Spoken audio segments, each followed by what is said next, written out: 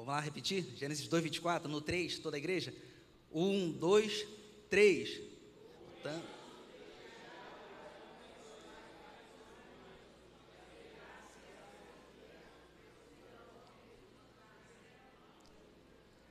Amém. A igreja pode se assentar.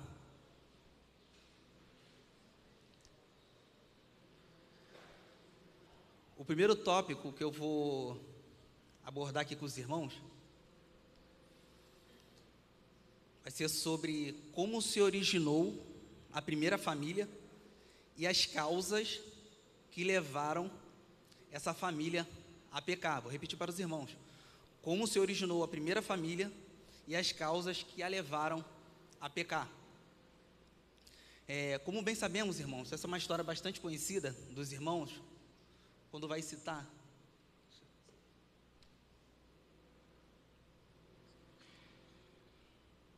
Muito obrigado.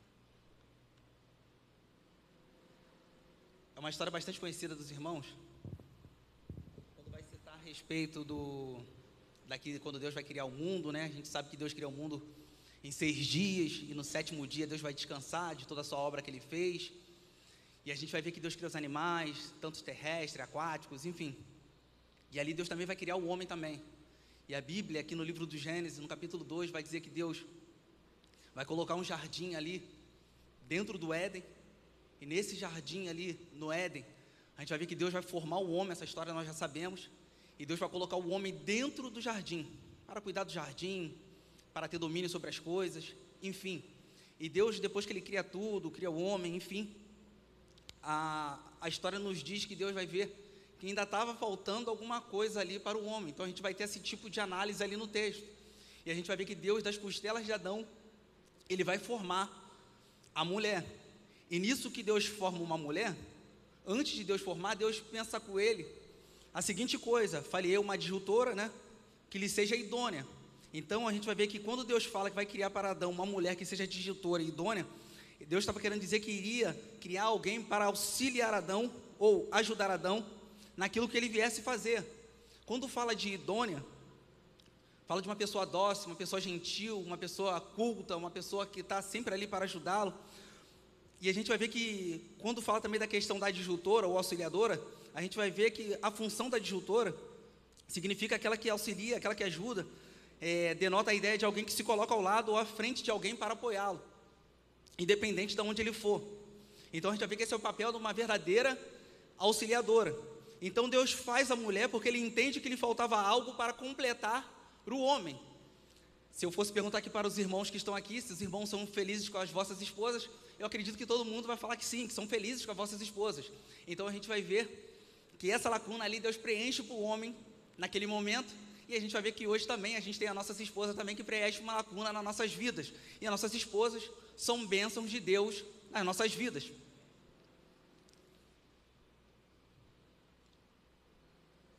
Quando Deus, antes de formar a mulher, Deus ele deixa um recado para Adão, em Gênesis 2:17, antes da mulher ser formada.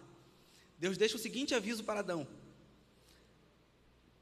mas da árvore do conhecimento do bem e do mal, dela não comerás, porque no dia em que dela comeres, certamente morrerás. Depois a gente volta a falar desse texto. Deus deixa esse aviso para Adão, Deus forma a mulher, e ali a mulher vem, como eu falei para os irmãos, para ser uma adjutora, uma auxiliadora idônea ali, juntamente com Adão. E nisso que Deus forma a mulher, a gente vai ver ali que vai ter o primeiro casamento. A gente vai ver que esse primeiro casamento vai ser a primeira instituição divina. A gente vai ver que o casamento, irmãos, quando Deus vai fazer ali o casamento de ambos, né? A gente crê que Deus fez o casamento, porque só existiam os dois ali naquele momento. Falo da raça humana. A gente vai ver que quando Deus faz esse casamento, a gente vê que o casamento é uma união de 2 sexos opostos, sexo feminino e sexo masculino. A gente vai ver também que o casamento ele é monogâmico, ou seja, é a relação entre um homem e uma mulher. A gente vai ver também que o casamento, a gente pode chamá-lo de monossomático. Como eu falei para os irmãos, mono fala de um homem e uma mulher. E quando fala de monossomático, somático fala de soma, ou seja, os dois agora, tanto o homem quanto a mulher, formam uma só carne. Então a gente vai ver que o casamento também ele é monossomático. A gente vai ver que quando existe o casamento, há uma união de propósitos, tanto da mulher quanto do homem. E a gente vai ver que quando tem também o casamento, eles estão divinamente ligados, emocionalmente ligados e intimamente ligados. E o casamento ele foi feito para ser vitalício. Aí eu abro um parêntese. Ele só perde essa vitaliciedade com a exceção da morte, tanto da mulher ou tanto do homem. E a gente vai ver também que tem alguns respaldos, né? Quando tem a questão, quando chega infelizmente um casal se divorciar, a Bíblia dá um respaldo para isso. Mas enfim, não vou abordar esse assunto. Então a gente vai ver que nesses moldes se originou a primeira família. Então a gente vai ver que a primeira família, irmãos, a primeira instituição divina, ela não foi uma ideia humana, ela não surgiu do nada, ela não surgiu por causa do pecado. A gente vai ver que Deus, ele é o criador desse projeto. Deus sabe o que faz. Aí em Gênesis 2:24, isso não acontece com Adão e Eva, mas acontece posterior a Adão e Eva. O que está em Gênesis 2:24? Peço aos irmãos que acompanhem comigo. Vai dizer assim, ó: portanto, deixará o homem o seu pai e a sua mãe, e se unirá à sua mulher, e serão ambos uma carne. A gente vai ver aqui nesse texto de Gênesis 2:24, que vai ter 3 verbos aqui: deixar, se unir e ser.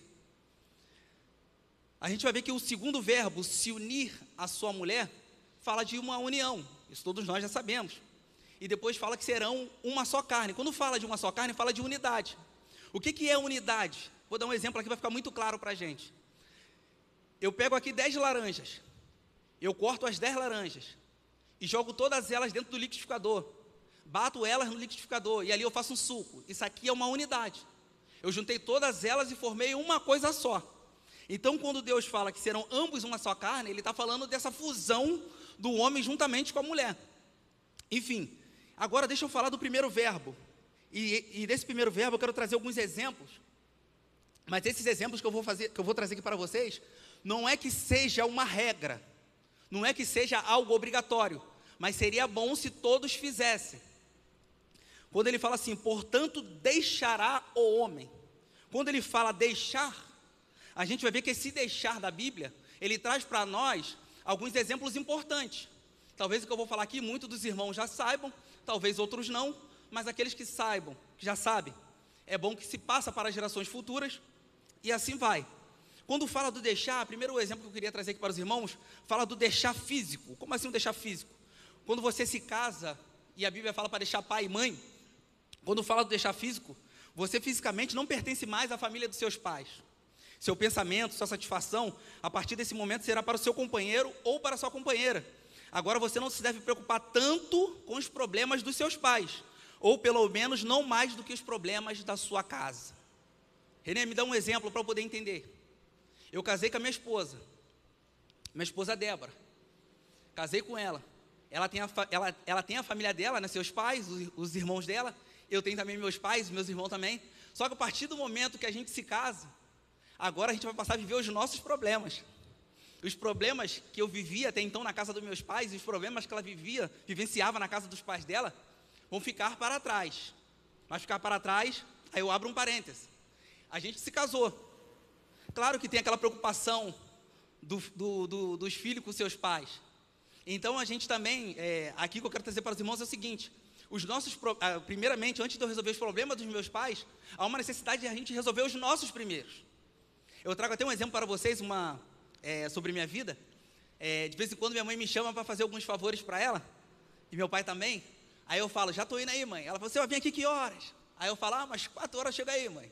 Aí passa 4 horas, dá 4h30, dá 5 horas, e nada de eu chegar na minha mãe. Aí minha mãe fica desesperada, me manda áudio. Júnior, ela chama de Júnior. Júnior, você está por onde, Júnior? Aí eu falo, já estou indo já, mãe, estou fazendo negócio aqui dentro da minha casa. Então primeiro eu procuro fazer as coisas dentro da minha casa, para depois ir lá resolver os problemas dos meus pais. Claro que tem problemas que às vezes tem mais prioridade, né? Mas enfim, então esse é o exemplo que eu trago para os irmãos. Então o deixar físico é isso. Não é que a gente vai deixar de se preocupar com os problemas dos nossos pais, mas a gente tem que resolver os problemas nossos primeiro. O segundo deixar, fala do aspecto emocional. Como assim do aspecto emocional? Tudo que for emocional, brigas, problemas, sonhos, projetos, terão que ser divididos agora entre o casal, sem interferência ou conhecimento de terceiros. Como assim? Vou dar outro exemplo. Vou usar aqui minha esposa de novo. Nós casamos e a gente sabe que o mundo não é esse mar de rosas, né?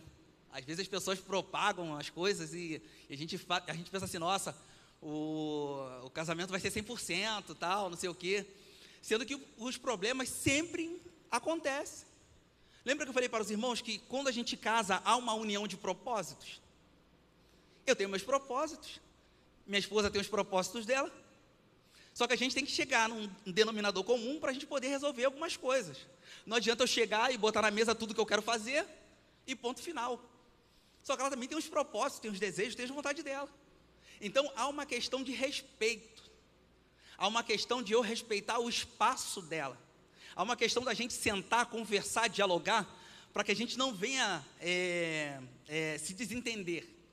Isso que eu estou falando para vocês, é ideal que todos os casais façam, conversar, dialogar, enfim, para poder chegar num denominador comum. Mas como eu falei para os irmãos, nem tudo é 100%, tem desentendimentos dentro do relacionamento. Outra coisa, casamento, ele é renúncia. Vou dar um exemplo. Tem pessoas que casam e têm hábitos que elas não querem largar. Vou dar um exemplo.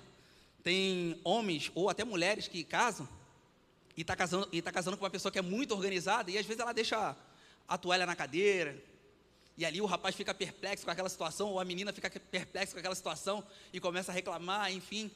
Então casamento é renúncia, ou seja, tem hábitos que a gente tem que abandonar, tem hábitos que a gente tem que abrir mão. Então quando fala do deixar emocional, se acontecer algum desentendimento entre o casal, alguma briga, algum problema, é bom que fique entre o casal. Só que infelizmente nos dias atuais tem muitos casais ou que ainda tem pai vivo ou mãe viva que levam esses problemas para os pais e os pais às vezes acabam tomando as dores do filho e só ouve um lado e não ouve o outro, e ali o problema acaba ficando maior ainda. Então é bom que quando a Bíblia fala desse deixar pai e mãe, aí eu estou falando para vocês o segundo exemplo, que é o deixar emocional, é bom que tudo se resolva entre o casal.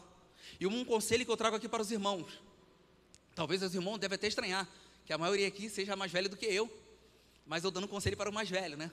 Mas eu creio que seja louvável também, porque Deus também nos dá sabedoria para a gente transmitir algumas coisas também para as pessoas. Um conselho que eu dou para os irmãos é que todo problema, quando ele surge, é que nem uma planta pequena que cresce em frente à sua casa. Se você não cortar aquela planta pequena em frente à sua casa e você deixar, aquela planta vai crescer, vai crescer, vai crescer, vai crescer. E quando você cismar de cortar aquela planta, você vai ter uma dificuldade muito grande. Então é bom que se corte logo antes que ela cresça. Ou seja, tem problemas que acontecem dentro do ambiente familiar, do casal, que é bom que se resolva logo. É bom que se resolva no mesmo dia, para que esse problema não venha crescer. Quer ver um outro exemplo? Às vezes o casal briga e fica abalado emocionalmente e nenhum pede perdão para o outro. Aí demora a pedir perdão e o tempo vai se passando.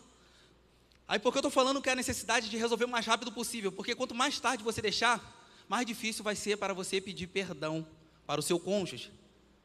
Amém? O terceiro exemplo, em cima do deixar da Bíblia, é o deixar financeiro. Como assim o deixar financeiro? Todo problema financeiro, ele fica entre o casal. Seus pais não têm responsabilidade de ajudar ou resolver seus problemas financeiros. Geralmente, irmãos, não é bom também nem que os pais saibam do que está acontecendo. É bom que o casal não transpareça a ninguém. Claro que há exceções. Tem coisas às vezes que fogem do controle do casal, então é bom se abrir para que possa vir uma ajuda. Mas a gente tem que saber, irmãos, nós casais temos que saber que a gente tem que aprender que Deus, Ele é a nossa providência. O quarto exemplo que eu trago para os irmãos é o deixar territorial. Conforme já diz aqui o texto do Gênesis 2:24.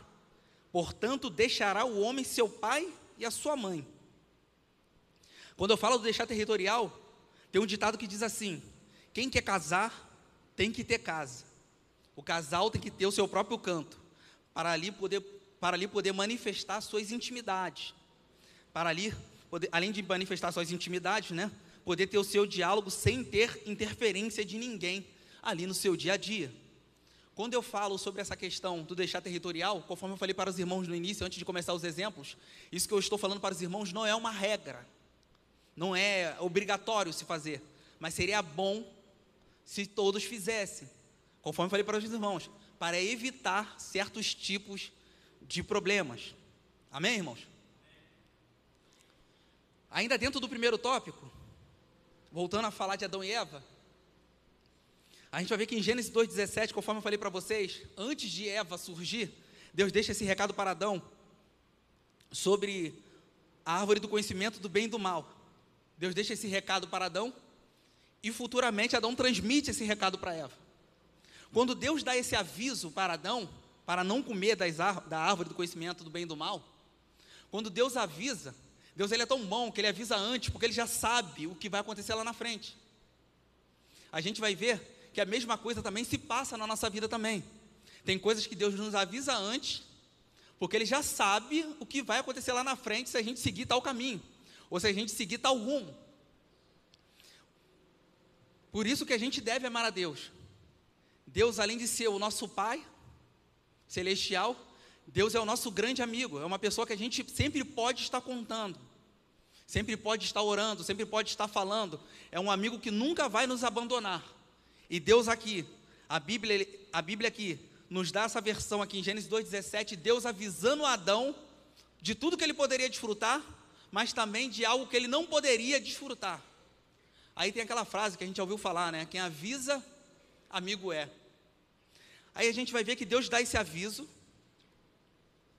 para Adão futuramente.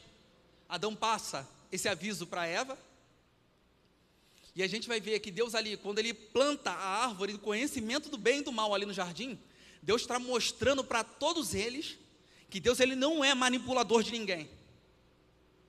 Deus deixou ali a árvore do conhecimento do bem e do mal, com o seguinte recado: o dia em que nela tocares, certamente morrereis. Mas quando Deus dá esse recado, certamente morrerei, Deus estava falando de 2 mortes. Como assim 2 mortes? Deus estava falando da morte física e da morte espiritual. Aí em Gênesis capítulo 3, no verso 1, acompanhe comigo, vai dizer assim, ó: ora a serpente era mais astuto de todos os animais selvagens que o Senhor Deus tinha feito. E ela perguntou à mulher: foi isto mesmo que Deus disse? Não comam de nenhum fruto das árvores do jardim? Olha a pergunta da serpente para a mulher. A gente entende ali que a serpente está sendo manipulada pelo nosso inimigo, está sendo manipulada pelo diabo ali naquele momento. E a gente vai ver que a serpente começa uma conversa com Eva. E nisso que ela começa uma conversa com Eva, a gente vai ver que Eva passa a dar atenção para aquilo que a serpente está falando para Eva. Até então, Eva tinha o seu diálogo com o seu esposo, tinha o seu diálogo com Deus, enfim. E ali uma serpente agora se apresenta para Eva e começa a conversar com Eva. E começa a indagar com Eva a respeito da árvore do conhecimento do bem e do mal. Enfim, resumindo a história, a gente vai ver que a serpente, astuta, como diz o nosso texto, a gente vai ver que ela consegue tirar o foco de Eva de todas as árvores do jardim e concentra o foco de Eva na árvore que era proibida. Ela consegue tirar toda a atenção de Eva e pôs os olhos de Eva somente na árvore do conhecimento do bem e do mal. Deus tinha dado essa ordem para eles: comam de tudo, desfrutem de tudo, mas não toquem na árvore do conhecimento do bem e do mal, nem dela comem. Mas a gente vai ver que o diabo, através da sua astúcia, através da sua lábia, ele consegue convencer Eva a fazer o que não era para fazer. E Eva ali cai em desobediência.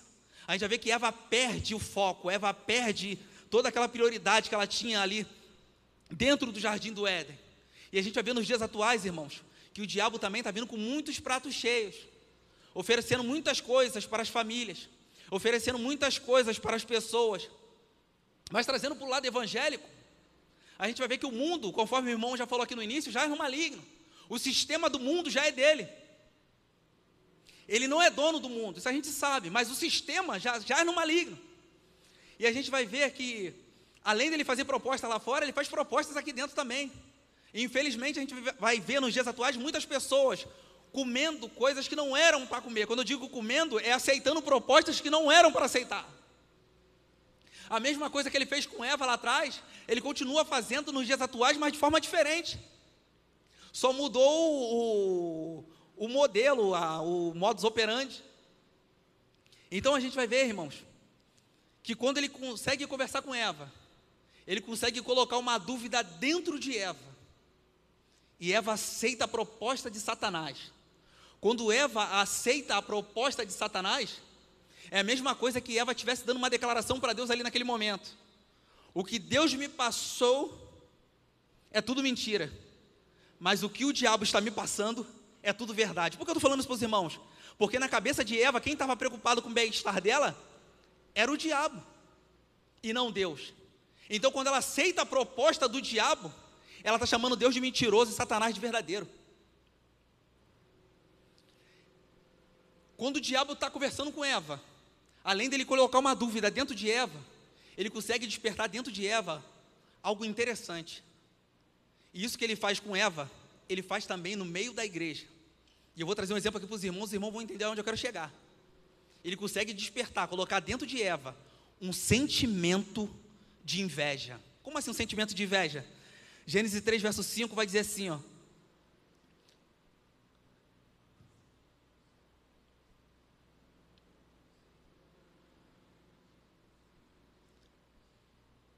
Três verso 5. Deus sabe que no dia em que dele comerem, seus olhos se abrirão e vocês serão como Deus, conhecedores do bem e do mal. Quando ele fala isso para Eva, além de despertar dúvida dentro de Eva, ele coloca dentro de Eva um sentimento, ele faz despertar, aliás, dentro de Eva, um sentimento de inveja. E qual é o mal do invejoso, irmãos? O mal do invejoso é que ele não quer algo igual ao que você tem. Ele não quer ter o que você tem. Ele quer ser o que você é. E aqui ele consegue despertar isso dentro de Eva. Ser igual a Deus. E nos dias atuais a mesma coisa ele vem fazendo. Quantas pessoas hoje, nos dias atuais, dentro do meio evangélico, quer ser maior, igual ou melhor do que outras pessoas dentro do seio evangélico? Mas Deus, quando nos colocou na sua obra, Deus colocou cada um no seu devido lugar, cada um para a sua função. Se eu fui chamado para ser pregador, eu tenho que saber desse meu chamado.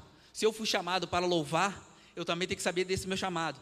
Então eu não tenho que me intrometer no setor A, não tenho que me intrometer no setor B. Eu tenho que desempenhar bem aquilo que Deus me designou.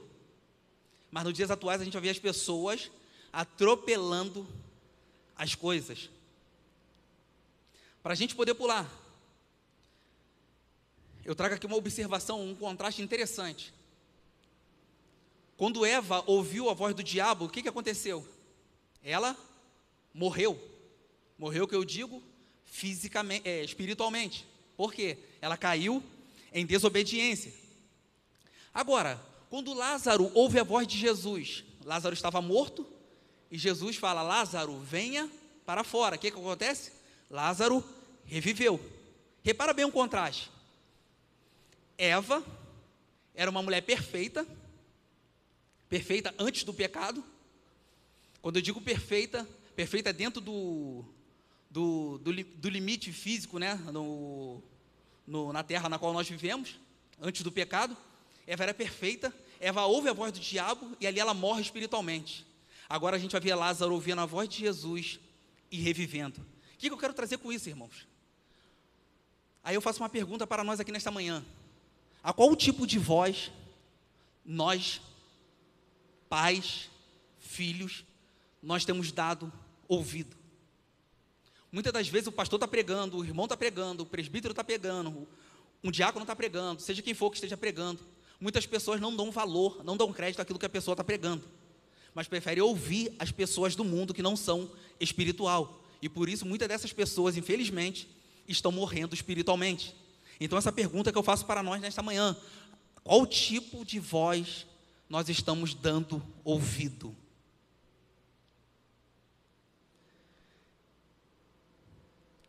um resumo de alguns motivos que levaram eles a pecarem. A gente vai ver que eles deixaram se levar pela tentação de Satanás, duvidaram da palavra de Deus, desejou o que não podia e desobedeceram. Então a gente vai ver que isso aí foram erros cruciais que aconteceram com Adão e com Eva. Para a gente poder pular esse primeiro tópico, eu gostaria também de apresentar para vocês como age o nosso inimigo. Como assim, Renê? Como age o nosso inimigo? Expliquei para vocês como ele agiu aqui com Adão e Eva.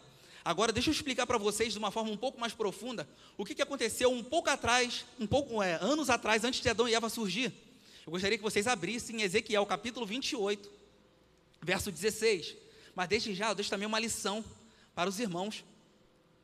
Leiam em casa Ezequiel 28, do capítulo 12 ao 17, e leiam Isaías, capítulo 14, do verso 12 até o 15. Vocês vão ter um pouco mais de uma profundidade a respeito do nosso inimigo, a respeito de Satanás, da forma como ele age e como ele era lá atrás. Mas eu gostaria de compartilhar com vocês apenas Ezequiel capítulo 28, o verso 16, a parte A. Vai dizer assim, Ezequiel 28, 16, a parte A. Vai dizer assim, ó: na multiplicação do teu comércio, encheu o teu interior de violência e pecaste. Vou repetir. Na multiplicação do teu comércio, encheu o teu interior de violência e pecaste. Preste bem atenção no que eu estou falando aqui para os irmãos aqui nesta manhã. Vocês viram como ele agiram com Adão e com Eva. Conforme eu falei para vocês, eles eram perfeitos antes do pecado. E ele conseguiu iludir Eva. Ele conseguiu colocar dúvidas e sentimentos que não eram para Eva ter dentro dela. Mas ele conseguiu através da sua astúcia. Quando fala em Ezequiel 28, verso 16, na multiplicação do teu comércio, encheu o teu interior de violência e pecaste, o que o comércio faz, irmãos? O comércio, ele compra e ele vende. O que eu quero dizer? Onde eu quero chegar? Para os irmãos poderem entender como age o nosso inimigo, como age o nosso rival. Aonde eu quero chegar? Ele vendeu as suas ideias lá em cima, irmãos. E muitos anjos compraram. Tanto que chegou um ponto de Deus lançar todos eles fora de lá. A Bíblia é bem clara que Deus lançou para baixo a terça parte dos anjos. Tem noção do que é isso? Lançar a terça parte dos anjos? A gente não tem noção de quantos anjos existem, irmãos. Ele conseguiu, através da sua lábia, conquistar a terça parte dos anjos. Ele vendeu as suas ideias lá em cima, e muitos dos anjos lá em cima compraram. E agora estão tudo aqui decaído, lutando, tentando tragar a minha vida e a sua vida. E aqui, ele vendeu uma ideia para Eva, e Eva comprou a ideia do diabo. E nos dias atuais ele faz a mesma coisa. Ele está vendendo as suas ideias para dentro da igreja, e a igreja tem comprado a ideia do diabo. Renê, como assim, Renê? Vou dar um exemplo. Ele tem colocado na cabeça de meninas que elas são homens, e as meninas estão aceitando, irmãos. Ele tem colocado na cabeça dos homens que eles são mulheres, e eles estão aceitando. E tem muitos pais falando, não tem nada a ver, e deixa as coisas rolarem. O problema está notório na cara dos pais, e os pais não têm tomado atitude. E pelo fato dos pais não tomarem atitude, ele continua vendendo as suas ideias, e muitos cristãos, infelizmente, têm comprado a ideia do diabo. Poderia citar aqui outros exemplos para os irmãos, mas eu vou pular. Na segunda carta aos Coríntios, capítulo 2, verso 10 e 11, no verso 11, vai dizer assim, ó, Paulo vai escrever aos Coríntios, vai dizer assim, ó: não ignoreis os seus ardis, ou as suas intenções. Quem está escrevendo isso para a igreja de Corinto, irmão?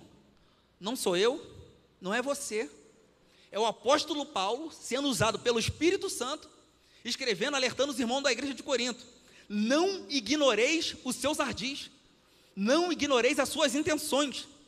Paulo sabia quem era o seu adversário, irmão. Paulo está alertando a igreja de Corinto, quem é o seu adversário. E hoje, nos dias atuais, a gente vê muitas pessoas brincando com o inimigo. A gente sabe, eu não estou querendo aqui exaltar o diabo, a gente sabe que ele é um derrotado, mas ele continua solto e fazendo a sua arruaça, irmãos.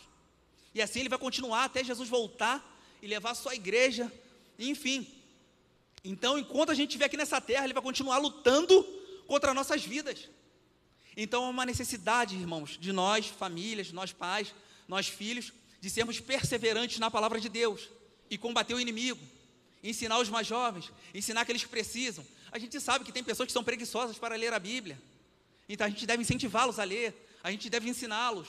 Enfim, a única maneira da gente combater o inimigo é através da palavra de Deus, irmãos. Assim como Jesus combateu ele no deserto. Para a gente acabar o primeiro tópico, trouxe aqui bastante palavra de exortação, e agora eu trago uma palavra de ânimo para nós. Na primeira carta de João, no capítulo 3, no verso 8, a parte C, vai dizer assim, ó: para isto se manifestou o Filho de Deus, para destruir as obras do diabo. Isso só vai acontecer na minha vida e na sua vida se a gente estiver apegado na palavra de Deus. A nossa família tem que estar estruturada na rocha que é Cristo. Só tem uma maneira de Deus se manifestar nas nossas vidas, irmãos, a partir do momento que a nossa vida se encontrar diante do altar. Aí vocês podem fazer uma pergunta: ah, mas meu filho ímpio, meu pai é ímpio, minha mãe é ímpio, e aí, como é que eu faço? Continuo orando pela vida deles, pedindo a Deus que livre a vida deles, irmãos, porque através da sua vida, você é um canal de bênção, para que essas pessoas possam ser abençoadas, através de você. Vamos para o segundo tópico. Antes de ir para o segundo tópico, como eu falei para os irmãos, alguém tem alguma pergunta, tem algo para dizer? Pode falar, irmãos, ficou alguma dúvida? Ninguém tem nenhuma dúvida, não? Então tá bom, então vamos continuar. O segundo tópico, o primeiro tópico eu falei sobre o primeiro casal, né, e as causas que levaram eles a pecarem. O segundo tópico, eu quero abordar aqui com os irmãos a respeito a relação ideal entre pais e filhos. Vou repetir.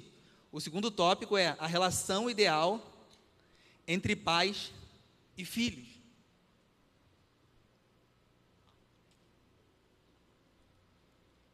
Eu vou trazer aqui algumas passagens para os irmãos.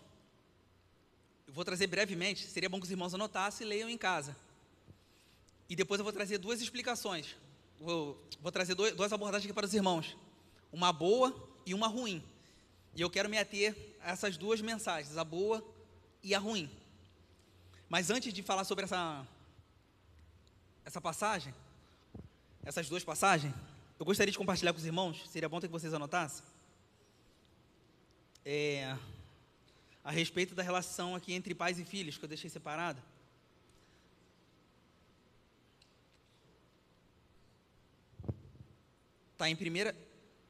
Está na carta aos Efésios, capítulo 6, verso 1 ao 3. Seria bom que os irmãos anotassem, leiam em casa, conforme falei para os irmãos. Tem textos aqui que eu não vou abordar com os irmãos, mas seria bom que os irmãos leiam em casa. Vai falar sobre o comportamento dos filhos para com os pais. Aí vai dizer assim o texto: vós, filhos, sede obedientes a vossos pais no Senhor, porque isto é justo. Honra teu pai e tua mãe, que é o primeiro mandamento como promessa, para que te vá bem e vivas muito tempo sobre a terra. Aí Colossenses 3:20 vai dizer assim: vós, filhos, obedecei em tudo a vossos pais, porque isto é agradável ao Senhor. Lá em Êxodo 20:12 vai também falar a mesma coisa: honra teu pai e tua mãe, para que se prolongue os teus dias na terra que o Senhor teu Deus te dá. Então a gente vai ver que é o primeiro mandamento como promessa: honrar teu pai e tua mãe. Aí vem depois a promessa, né? Para que seus dias se prolonguem sobre a face da terra. Então esses textos, Efésios 6, do 1 ao 3, Colossenses 3:20 e Êxodo 20:12, eu deixo para os irmãos, leiam em casa, reflitam sobre esse texto, estudem sobre esse texto, mas não vai ser o texto que eu vou abordar aqui com os irmãos. Só estou trazendo aqui só para os irmãos poderem anotar e depois ler em casa. Como deve ser o comportamento agora dos pais para com os filhos? Eu vou trazer aqui também alguns textos, os irmãos leiam em casa, e eu vou fazer aquelas duas abordagens que eu falei para os irmãos. O tempo já está correndo, e eu tenho que chegar no tópico 3. Como deve ser o comportamento dos pais para com os filhos? Aí Efésios 6:4 e Colossenses 3:21 vai falar a respeito do pai não provocar a ira dos seus filhos.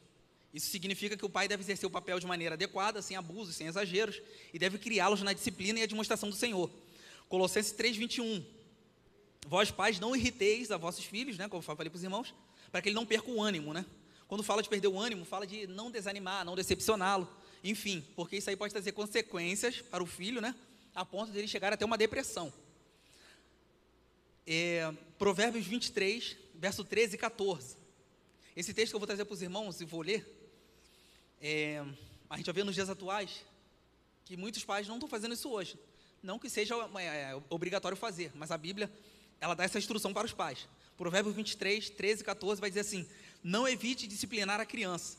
Se você a castigar com vara, ela não morrerá. Castigue-a você mesmo com a vara, e assim a livrará da sepultura. O texto está dizendo que a disciplina, ela é apresentada como um meio de corrigir o filho, orientando para o bem, prevenindo ele de futuros problemas que podem ocasionar na vida dele. Então, esses textos aqui eu deixo para os irmãos.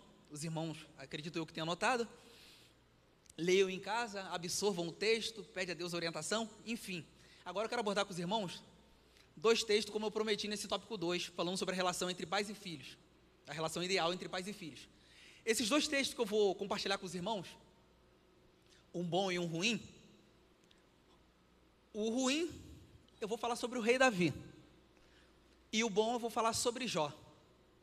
E eu vou trazer aqui o texto para os irmãos, alguns versículos eu vou ler com os irmãos, mas os irmãos leiam ele em casa com mais tempo, com mais calma, para os irmãos poderem absorver melhor. Falando primeiro sobre o primeiro exemplo ruim, falando sobre o rei Davi, a gente vai ver que nos dias atuais muitas pessoas têm preferência, né? O rei Davi foi o maior rei que teve em Israel, enfim. Cada um tem sua preferência. Eu tenho meus reis preferidos, né? Não é o rei Davi. Gosto muito, é um homem de Deus. A Bíblia fala que ele é um homem segundo o coração de Deus, mas não é um rei da minha preferência. Tem 2 reis que eu gosto bastante, que está na frente dele, mas eu não vou compartilhar desse jeito com os irmãos. Não convém o caso. Falando sobre o rei Davi, no segundo livro do profeta Samuel, peço até os irmãos para abrir a Bíblia de vocês. Segundo livro do profeta Samuel, o capítulo 13, do verso 1 até o verso 29. A gente não vai ler tudo isso. Eu vou resumir para os irmãos a história, e vocês anotem e depois leiam em casa com mais calma. Eu quero abordar com os irmãos aqui 4 personagens. Davi, rei de Israel, pai de Aminon, pai de Tamar e pai de Absalão. Vou repetir para os irmãos. Davi era pai de Aminon, pai de Tamar e pai de Absalão. Deixa eu melhorar para vocês agora. Davi ele tinha diversas mulheres e tinha também diversas concubinas. Então Davi tinha diversos filhos. Nem todos os filhos de Davi são relatados aqui, alguns ficaram no anonimato, a gente não sabe. A história dos Hebreus pode ser que relate até algum caso do tipo. Vamos lá. Davi, através de uma das suas esposas, ele teve um filho chamado Aminon. E através de uma outra esposa, ele teve esse casal de filhos chamado Absalão e Tamar. Certo? Então, esses irmãos, esses filhos de Davi, eles eram irmãos, Aminon, Tamar e Absalão, eles eram irmãos, mas irmãos de pai, mas de mães diferentes. Amém? Vamos lá. Esse texto que eu falei para os irmãos, segundo livro do profeta Samuel, capítulo 13, do 1 ao 15, vai relatar para a gente o seguinte. Aminon, ele vai, resumindo para os irmãos a leitura, né? Acredito que todos aqui já saibam do texto. Ele vai estuprar a sua irmã. Certo? Ele vai estuprar a sua irmã. E nisso o que vai acontecer? Eu estou resumindo a história para vocês. Tamar, desesperada, ela vai sair, vai jogar cinza no seu próprio corpo, né? Que era um sinal de luto, vai rasgar suas vestes, e vai sair até o encontro do seu irmão, Absalão. Absalão vai saber de toda a história, e vai ficar indignado com toda aquela situação que aconteceu. A gente vai ver que Aminon, ele faz toda uma trama, todo um cenário, para poder ali, forçar a sua irmã a ter relação sexual com ele. Então a gente vai ver que está tendo um incesto ali, dentro de Israel. Quando acontece, irmãos, esse incesto, acontece 2 coisas ali na vida de Absalão. Uma, está em Levítico 20, verso 17. Absalão, ele era para ser excluído da nação de Israel ali. Levítico 20, 17 vai dar essa abordagem, que a pessoa que cometesse esse tipo de ato, ele era para ser excluído de Israel. Aminon, eu falei quem? Eu falei Absalão? Ah, tá. Aminon. Então era para ser excluído. Aí, ou seja, não era mais para ter comunhão ou parte com o povo.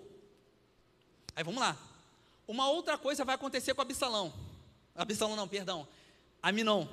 Deuteronômio 27, verso 22. Vai dizer que o tal, até a pessoa que cometesse esse tipo de ato, carregaria sobre si uma maldição. Vou repetir para os irmãos. Duas coisas vão acontecer com Absalão, com Aminon, depois que ele comete esse ato com a sua irmã. Ele vai carregar, ele deveria ser excluído do povo, né, perder a comunhão com o povo, e ele também agora está carregando uma maldição que está em Deuteronômio 27, verso 22. Aonde eu quero chegar com isso? Falando a respeito de Davi.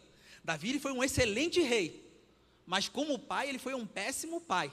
Por que ele foi um péssimo pai? Abram comigo no primeiro livro dos Reis, capítulo 1, verso 5 e verso 6, para vocês poderem entender um pouco melhor. Eu já volto para Aminon, Absalão e Tamar. Primeiro livro dos Reis, verso 5 e verso 6. Primeiro livro dos Reis, capítulo 1, verso 5 e verso 6.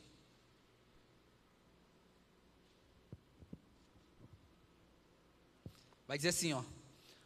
Ora Adonias, cuja mãe se chamava Agite, tomou a dianteira e disse: eu serei o rei. Providenciou uma carruagem, cavalos, além de 50 homens para correr à sua frente. Aí, olha agora o versículo 6, logo no início. Seu pai, quem era o pai de Adonias? Davi. Seu pai nunca o havia contrariado. Vou repetir para os irmãos. Isso que eu estou falando não é invenção minha, não, irmão. É o que está aqui dentro da Bíblia, é o que está dentro do texto. Seu pai nunca o havia contrariado. Isso é só para mostrar para vocês como Davi, ele agia com seus filhos. Aqui eu estou trazendo um exemplo. Davi, ele sabia da situação que aconteceu entre Tamar e Aminon. Davi sabia, Davi fica furioso. Isso aqui está no texto, está em segundo livro de Samuel, conforme falei para os irmãos, capítulo 13, do verso 1 ao 29. Davi sabia de toda a situação, mas só que Davi, ele só fica indignado. Somente isso.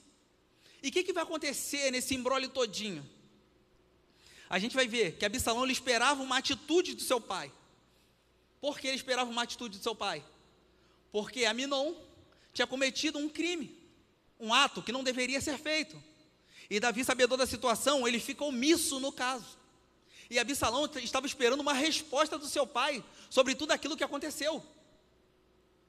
E a gente vai ver que Davi, ele se sentia culpado pela situação. Ele sabia de todo esse acontecimento. Só que Davi, ele se sentia culpado pela desgraça dos seus filhos. Só que essa culpa de Davi não isentava a culpa de Aminon. E também não resolvia o trauma de Tamar. Davi, no momento, irmãos, ele não foi um pai presente. Ele não conseguiu identificar como era a relação de amizade entre seus filhos.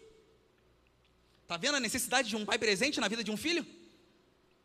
Moral da história: já que Davi não fez nada, Absalão resolveu fazer do jeito dele, irmãos. Absalão, ele vai premeditar a morte do irmão. Agora eu gostaria que vocês ainda com a Bíblia aberta, né? 2 Samuel, capítulo 13, no verso 23.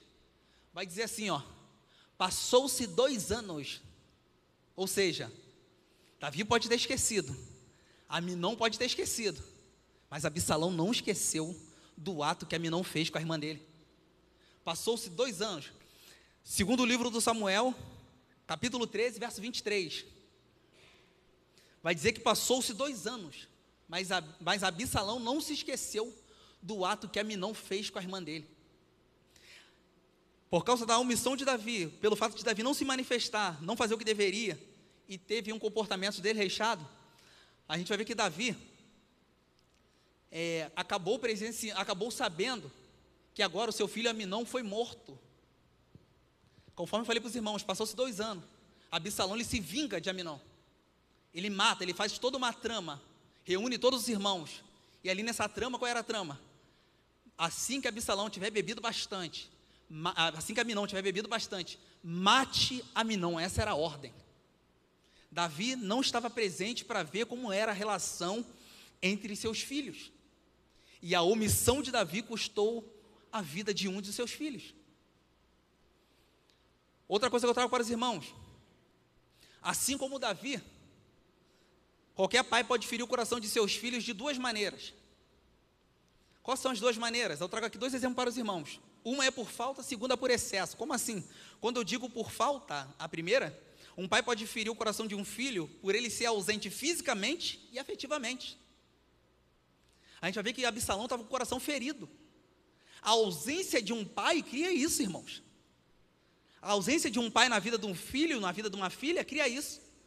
Então, se o pai não for presente na vida de um filho, ele pode criar essa falta na vida de um filho, uma falta de afeição, uma falta física, enfim. Vou trazer um exemplo para os irmãos. Às vezes tem pai que está todo dia com o filho, mas eles estão dentro da mesma casa, dentro do mesmo ambiente, mas o pai só está ali presente. Só está ali presente dentro da casa, mas não tem aquele diálogo com o filho, não dá aquela atenção para o filho. Às vezes o filho só quer uma atenção.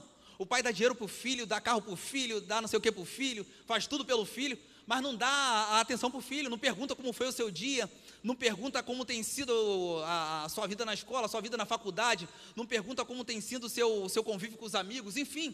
Às vezes o filho só quer atenção do pai, só quer atenção da mãe. Então, assim como Davi, qualquer pai pode ferir o coração do filho de alguma maneira. Aí a primeira, que foi por falta, né? Aí eu falei, um pai pode ser ausente fisicamente e afetivamente. A segunda, um pai ele pode ferir o filho por excesso. Como assim por excesso? Por excesso de cobranças, muito rigor, muita disciplina, aplicação de regras injustas e uso de palavras de reprovação. A gente vai ver que se os pais não vigiarem com excessos, os seus filhos podem se tornar futuramente uma pessoa cruel, insensível e tirano. E a gente vai ver que o silêncio de Davi, no caso de Aminon, causou uma ferida dentro de Absalão, e Absalão ele vai resolver do jeito dele. Já que meu pai não resolve, eu vou resolver do meu jeito. Esse foi o primeiro exemplo. Qual o segundo exemplo, Renê? Falei o primeiro exemplo ruim. Agora o segundo exemplo, está em Jó capítulo 1, do verso 1 ao 5. Jó capítulo 1, do verso 1 até o verso 5. Gostaria que os irmãos acompanhassem comigo. Vai dizer assim, ó: na terra de Uz vivia um homem chamado Jó. Era homem íntegro e justo, temia Deus e evitava fazer o mal. Tinha ele 7 filhos, 3 filhas, e possuía 7.000 ovelhas, 3.000 camelos, 500 juntas de bois e 500 jumentos, e tinha muita gente em seu serviço. Era homem muito rico do Oriente. Seus filhos costumavam, olha o versículo 4, seus filhos costumavam dar banquetes em casa, um de cada vez, e convidavam suas 3 irmãs para comerem e beberem com eles. Terminado o período de banquete, Jó mandava chamá-los e fazia com que se purificassem. De madrugada ele oferecia um holocausto em favor de cada um deles, pois pensava, talvez meus filhos tenham lá no íntimo pecado e amaldiçoado a Deus. Essa era a prática constante de Jó. Então Jó, capítulo 1, do verso 1 até o 5, vai trazer para a gente essa abordagem. Falei um exemplo ruim, agora vou falar o exemplo bom. Falando sobre Jó, a gente vai ver que Jó, além de ser íntegro, reto e temente a Deus, a gente vai ver que Jó foi um pai que fez a diferença. Eu vou trazer alguns exemplos aqui para os irmãos. Primeiro, Jó foi um pai modelo para os seus filhos. Por quê? Ele ensinava aquilo que ele vivia e demonstrava isso com atitudes, irmãos, conforme a gente leu. Uma observação aqui para os irmãos: Jó ele tinha um vínculo de amizade muito grande com seus filhos, tanto que eles viviam em harmonia, conforme a gente leu. Eles eram alegres, viviam em comunhão um com o outro, os filhos se reuniam, faziam banquetes, enfim. E com quem os filhos de Jó aprenderam esse princípio, irmão? Foi com seus pais. Então a gente vai ver que um papel do pai é fundamental na vida dos seus filhos. Jó ensinou, cultivou na vida dos filhos que eles têm que se unir, eles têm que ser juntos, estarem juntos. E eles se reuniam, faziam banquete, comiam, convidavam um ao outro, conforme diz o texto aqui no texto sagrado. Outra observação que eu trago para os irmãos, a gente vai ver que Jó fazia uma coisa interessante. O que ele fazia de interessante? Jó não fazia comparativo entre filhos. Como assim? Jó não comparava A com B. Como assim? Vou dar outro exemplo. Nos dias atuais, a gente vai ver que tem pais, não todos, mas alguns, que fazem comparação. Ah, meu filho, vou chutar o nome aqui, meu filho João, ele poderia ser tão inteligente quanto a irmã dele, Joaquina. Poxa, João, ele poderia puxar a irmã dele tem um QI altíssimo, já João não tem, aí fica esse tipo de comparação. Jó, ele não fazia esse tipo de comparativos, irmãos. Querendo ou não, Jó não fazia esse tipo de comparativos. Querendo ou não, esse tipo de comparativos acaba trazendo desunião dentro do lar, do ambiente familiar. E a gente vai ver que Jó, ele conseguiu manter a família dele bem estruturada, porque ele criou os filhos dele nesses princípios de se unirem, estarem unidos, e não tinha esse tipo de separação. Então a gente vai ver, ainda dentro da Bíblia, em Gênesis 25, no verso 28, a gente vai ver que Isaac amava a Esaú e Rebeca amava a Jacó. E a gente viu o problema que deu dentro dessa família, de Isaac e Rebeca. A gente vai ver que houve uma intriga entre os irmãos, Jacó e Esaú, pelo fato de uma mãe amar mais um e o pai amar mais o outro. E Jó vai amar todos eles na mesma medida. Outra coisa importante que Jó fazia, Jó zelava pela vida espiritual dos seus filhos. Isso está no verso 5. Como assim zelava? A Bíblia é bem clara, vai dizer que Jó santificava-os. Jó era um pai tão responsável, que Jó tentava colocar no coração dos seus filhos valores do céu, os valores da eternidade dentro da vida dos seus filhos. Aí a pergunta que eu faço para nós nessa manhã: será que, como pais, será que estamos cultivando os valores dos reinos de Deus na vida dos nossos filhos? Essa pergunta que eu faço para nós nesta manhã. Será que nós estamos falando da palavra de Deus para os nossos filhos, a ponto deles absorverem a palavra de Deus e colocar aquilo em prática? Então Jó, ele tinha esse tipo de preocupação, zelar pela vida espiritual dos seus filhos. A gente sabe que futuramente Deus vai pedir conta dos pais. Outra observação, Jó, ele intercedia continuamente pelos seus filhos. Aí vamos lá, mesmo tendo diversos compromissos, a Bíblia nos diz que ele levantava de madrugada e oferecia holocausto por cada um deles, porque Jó pensava, vai que ele tenha cometido algum tipo de pecado. E Jó ali se sacrificava pelos seus filhos. Outra observação, a gente vai ver que nos dias atuais a gente precisa de pais como Jó, que intercede pelos seus filhos, que brigam, lutam pelos seus filhos, querem o bem, querem a harmonia dos seus filhos. Então a gente vai ver que nos dias atuais a gente precisa de pais assim. Eu não estou falando aqui que os irmãos não lutam pelos seus filhos, mas a gente vai ver, se a gente for dar uma olhada ao nosso redor, a gente vai ver que hoje tem pais que não estão nem aí para os seus filhos. Outra observação que eu faço, é uma pergunta na verdade, né? Como tem sido a relação de amizade de nós como pais, com nossos filhos? Essa é a pergunta que eu faço para nós, antes da gente pular para o último tópico. Como tem sido a nossa relação de amizade com os nossos filhos? A gente vai ver que Davi teve uma relação muito ruim de amizade com seus filhos, mas Jó teve um ambiente totalmente diferente, uma ação totalmente diferente, uma relação muito boa de amizade com seus filhos. Então que a gente venha seguir esse exemplo de relação de amizade, assim como Jó tinha com seus filhos, também que a gente venha seguir também esse tipo de relação com nossos filhos. Pulo para o último tópico. Antes de pular para o último tópico, algum irmão tem alguma pergunta, algo para dizer?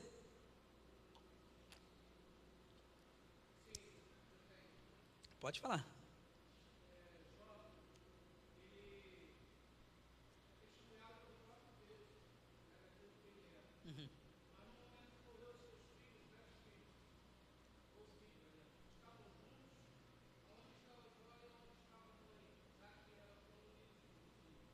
Então, a Bíblia diz que eles estavam em determinado lugar. Não especifica qual, mas a gente sabe que não estavam juntos, né? Estavam separados, mas estavam juntos. E esse incidente só aconteceu por quê? Por permissão de Deus. Certo?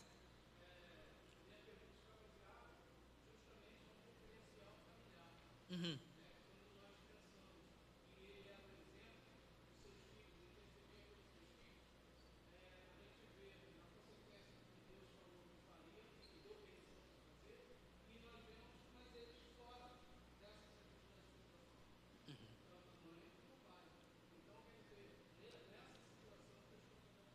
Uhum. Uhum. Mas tudo aconteceu por permissão de Deus. Não quer dizer que tinha desunião. Tá. Alguém tem alguma pergunta a dizer?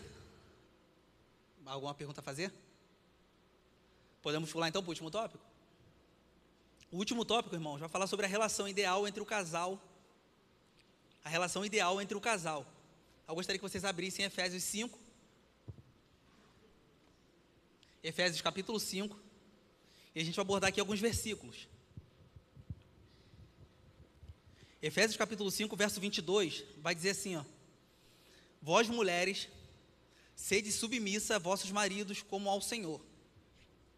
Quando fala de ser submissa, a gente já vê que submissão ela tem um significado. Sub é estar debaixo de, e missão é uma tarefa a se cumprir. Resumindo, é exercer uma missão de apoio ou exercer uma missão de auxílio. Então a gente vai ver que a mulher ela tem esse tipo de tarefa, né? Ser submissa, ou seja, se sujeitar, acatar, enfim. Quando fala de submissão, ela também traz algumas coisas importantes para nós.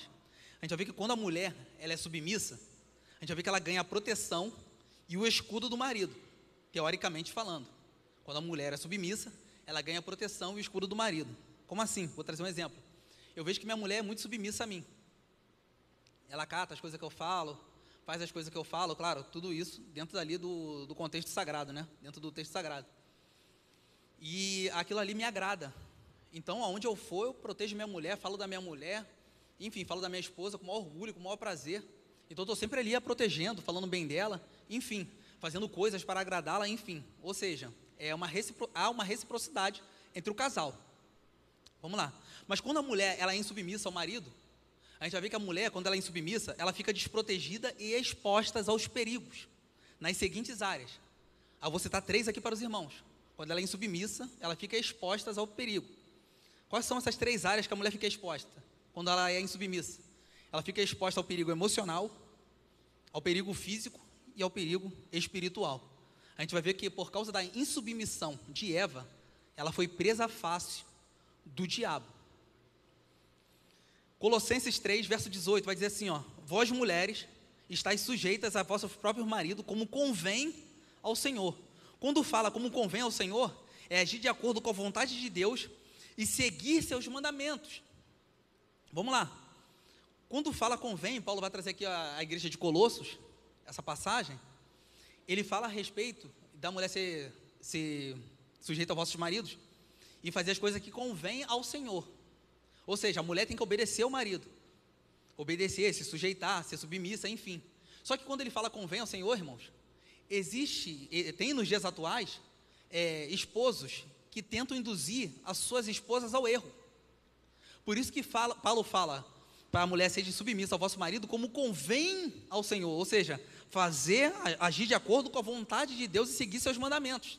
Ou seja, a esposa ela não tem a obrigação de seguir uma ordem diabólica do esposo. Como assim uma ordem diabólica do esposo? Às vezes vai alguém bater na casa de um casal e o esposo fala que eu não estou em casa. Às vezes o telefone toca, a esposa fala, fulano está no telefone, fala que eu não estou em casa, está obrigando a esposa a mentir. Então o texto de Colossenses 3,18 está falando que a esposa deve ser submissa ao marido, mas como convém ao Senhor, agir de acordo com a vontade de Deus, ou seja, eu não devo acatar esse tipo de ordem. Isso tanto vale para homem quanto vale para mulher. Então a gente vai ver nos dias atuais uma coisa muito notória, esposos pedindo para a esposa mentirem e outras coisas mais. Então a gente vai ver que esses tipos de exemplos a esposa não deve seguir, nem o marido deve seguir. A outra parte vai dizer assim agora sobre os homens, como deve ser o comportamento dos esposos para as esposas. Eu ia trazer um texto aqui, mas eu vou pular para a gente poder ganhar tempo.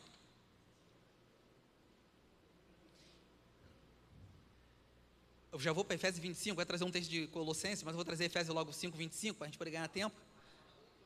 Eu vou falar dos homens. Dos homens é até um pedacinho maior. Aí, Efésios 5, 25. Vós maridos, amai a vossas esposas, como também Cristo amou a igreja e a si mesmo se entregou por ela. Eu vou trazer alguns exemplos aqui para os irmãos e acompanhem comigo aqui em Efésios, para a gente ler, para a gente poder entender aonde o texto quer nos levar. Quando ele fala, vós marido, amai as vossas mulheres como Cristo amou a igreja e a si mesmo se entregou por ela, o primeiro exemplo, Paulo está trazendo aqui a igreja de Efésios que os maridos devem amar a sua esposa. Ele está falando de um amor sacrificial. Como assim um amor sacrificial?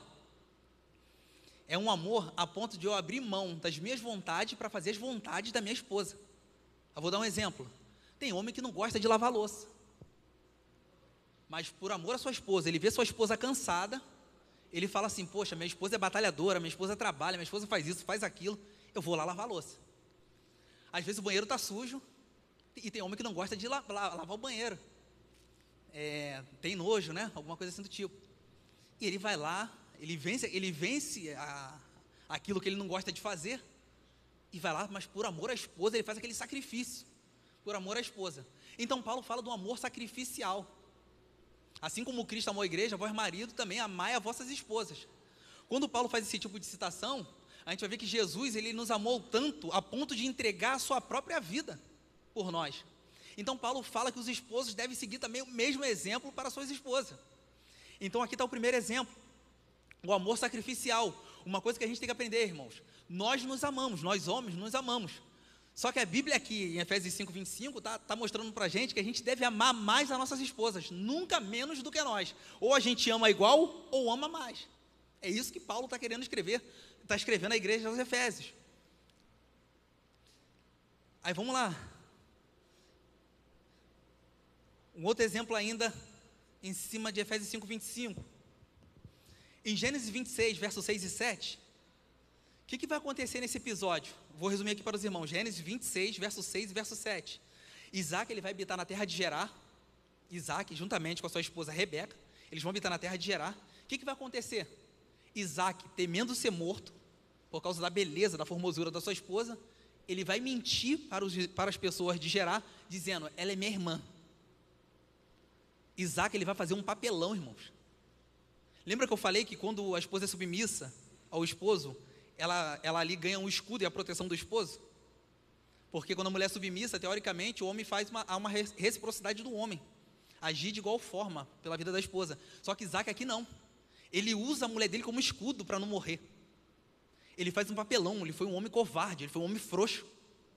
Ele foi e falou com medo de morrer. Ele tinha uma promessa na vida dele, e essa promessa foi cumprida, né, futuramente. Ele tinha uma promessa.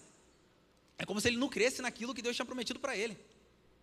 E ali ele faz um papelão dizendo que Rebeca era irmã dele. E Rebeca era a esposa dele. Olha o papelão. E nos dias atuais, infelizmente tem muitos homens nos dias atuais que têm vergonha de dizer que fulana é sua esposa. Eu tenho o maior orgulho de falar no meu trabalho da minha esposa. Eu cito exemplos da minha esposa no meu trabalho para as pessoas. Seja para homossexual no meu trabalho, seja para heterossexual, eu estou sempre ali falando para eles da minha esposa, falando algumas coisas que acontecem entre eu e minha esposa. Eu tenho orgulho de dizer da minha esposa. Só que tem homem que tem vergonha de falar que tem esposa. Isaac fez o papelão lá atrás, mas o que Isaac fez lá atrás, isso continua também acontecendo nos dias atuais, irmãos. Tem homem que deixa a aliança, sai de casa com a aliança, mas na hora que vai para o trabalho, esconde a aliança no bolso. Quem faz isso, alguma coisa tem. Vamos lá. O verso 26 vai dizer assim: para a santificar com a lavagem da água pela palavra. Efésios 5:26. Mas eu quero me ater aqui a primeira parte, para a santificar. Aí eu faço uma pergunta para os irmãos: como o amor do marido santifica a mulher? Simples. Através das atitudes de carinho, de afeto, elogios, cuidado. Quando você faz tudo isso, a mulher, ela se sente protegida. Aí a mulher sai para a rua, pode vir um garanhão que for, falar no ouvido dela. A atitude dela vai ser o seguinte: sai para lá, já sou casada, eu tenho meu marido, eu amo meu esposo. Ela vai dar um corte nesse garanhão. Mas quando o homem deixa de fazer esse tipo de abordagem com a sua esposa, ou seja, deixa de elogiar, deixa de falar bem dela, deixa de cuidar dela, a mulher, ela fica fragilizada. Então a tendência, quando ela sair para a rua, ou ela vai para o trabalho, faculdade, algum lugar afim, a tendência é acontecer o quê? O inimigo é astucioso, irmãos. Lembra que eu falei dele no início, hein? Ele é astucioso. Tem sempre alguém ali jogando uma letrinha para a mulher. Ele não está nem se importando se é casado ou não, está ali jogando uma letrinha, falando alguma coisa. E tem muitas mulheres que às vezes não recebem elogio em casa, mas recebem na rua. E tem muitas delas, às vezes, que cedem a esses elogios e acabam caindo. Aí eu trago para os irmãos: se nós, esposos, não fizermos a nossa parte, lá fora vai ter alguém fazendo. Então, o amor do marido, ele santifica a mulher. Mas esse amor do marido só vai santificar a mulher a partir do momento que a gente fizer por onde também. Verso 28. Vai dizer assim, ó: assim deve os maridos amar suas próprias mulheres como a seus próprios corpos. Quem ama a sua mulher, ama a si mesmo. Isso está em Efésios 5:28. Ou seja, o marido que violenta a mulher, maltrata a mulher, humilha a mulher, vive ignorando sua esposa, tudo isso que ele está fazendo é contrário ao manual sagrado. E tudo isso que ele está fazendo contra a sua própria carne, irmãos. Contra a sua própria carne. Aí no verso 29 vai dizer assim, ó: porque nunca ninguém odiou sua própria carne, antes a alimenta, sustenta, como também o Senhor, a igreja. Então a gente vai ver que quem odeia a sua própria carne, ele fala, ninguém odeia a sua própria carne. Então a gente vai ver que quando o homem se casa com a mulher, ambos se formam uma só carne ali. Então a gente vai ver que quem faz esse tipo de coisa, conforme falei para os irmãos, violenta a mulher, maltrata a mulher, fala mal da mulher, está fazendo isso contra o seu próprio corpo. A Bíblia está dando esse respaldo para a gente aqui, em Efésios 5:29. Aí para a gente poder pular, a atitude que o esposo deve ter com a esposa. Eu separei aqui algumas coisas. Nós esposos, nós somos responsáveis pela saúde emocional das nossas esposas. Tem determinadas carências na vida da nossa esposa, que só a gente é capaz de suprir. Aí vocês vão falar, René, nem Deus é capaz de suprir? Não, nem Deus, porque tem coisa que Deus transferiu a responsabilidade para nós fazermos, não é para Ele fazer. Outro exemplo, nós devemos investir em nossas esposas. Como assim investir? Tem homens que só pensam em si. Vou fazer isso para poder crescer, vou fazer isso para poder ter mais dinheiro, vou fazer isso para poder aumentar o meu império, vou fazer isso para poder aumentar minha casa, vou fazer isso para fulano, para isso, enfim. Mas ele não pensa na esposa. Nós, como esposos, temos que investir em nossas mulheres. Aí fica aquela pergunta, mas René, em que eu vou investir na minha mulher? Em que eu vou investir na minha esposa? Se você não sabe, peça orientação ao Espírito Santo de Deus, que Ele vai te orientar. A sua esposa é boa em alguma área. Terceiro exemplo, nós devemos cuidar das nossas esposas com carícias, carinhos e afetos. São coisas que não devem faltar no nosso relacionamento entre homem e mulher. O último exemplo aqui que eu trago para os irmãos, 1ª carta aos Coríntios, capítulo 7, verso 5. Esse exemplo que eu vou trazer para os irmãos, ele é um pouco pesado, mas é o que está dentro da Bíblia Sagrada. E é algo que não pode faltar no nosso relacionamento. 1ª carta aos Coríntios, capítulo 7, verso 5. Vai dizer assim, ó: não vos priveis um ao outro, senão por consentimento mútuo, por algum tempo, para vos aplicar ao jejum e à oração, e depois ajuntai-vos outra vez. Aí no final Paulo fala assim, ó: para que Satanás não vos tente pela vossa intemperança. Deixa eu voltar aqui no início. Não vos priveis um ao outro. Fazer sexo antes do casamento é pecado. Grave bem. Fazer sexo fora do casamento é pecado. Antes do casamento é pecado. Fora do casamento, quando eu digo fora, é uma pessoa cometer um ato de adultério, uma fornicação, enfim, é pecado. Pasmem agora que eu vou falar para vocês. E não fazer sexo no casamento é pecado. Por quê, René? O texto é bem claro para a gente, irmãos. Não vos priveis um ao outro. Quando fala privar um ao outro, fala do casal criar impedimento para que haja relacionamento entre ambos. Quando eu vou trazer aqui um exemplo para os irmãos, eu não estou falando, não generalizando, né? Claro que tem dias que você vem cansado do trabalho, tua esposa está lá cheia de gás e você está cansadão, mas enfim. Mas aí você toma uma água tônica para despertar, enfim. Mas enfim. Então quando fala de não se privar, irmãos, Paulo dá esse recado para os casais, para não se privar um do outro.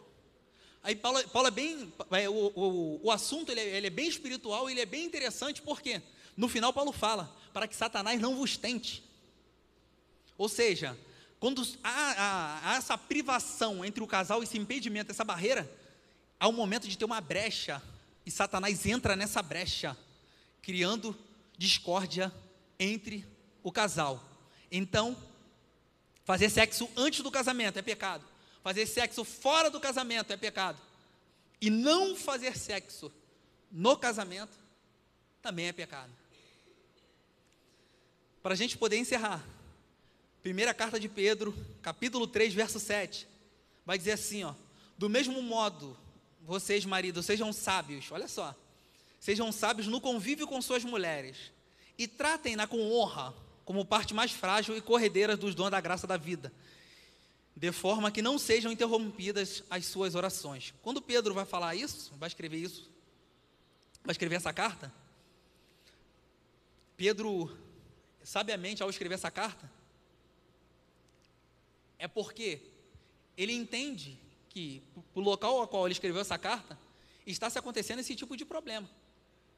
Como assim, que tipo de problema? A gente vai ver que tem homens que vão para a igreja, vão para o monte, oram a Deus, dão glória a Deus, dão aleluia, pulam, rodopiam, falam em mistério, fazem um monte de coisa, mas chegam em casa, levantam a mão para sua esposa, agridem suas esposas, fazem mal às suas esposas, maltratam as suas esposas. E Pedro fala que a oração dessas pessoas não são respondidas. Resumindo, 1 Pedro 3, verso 7, o que a palavra de Deus quer dizer é que não tem como ter um relacionamento correto com o Senhor. Não tem como ter um relacionamento correto com o Senhor se você não tem um relacionamento correto com a sua esposa. Vou repetir, não tem como ter um relacionamento correto com o Senhor se você não tiver um relacionamento correto com a sua esposa. Então Pedro, sabiamente, ele escreve 1 Pedro 3,7: marido, sejam sábios no convívio com as suas mulheres, tratem ela com honra, como parte mais frágil e corredeiro do dom da graça da vida, de forma que não sejam interrompidas as vossas orações. Convido a igreja para se colocar de pé.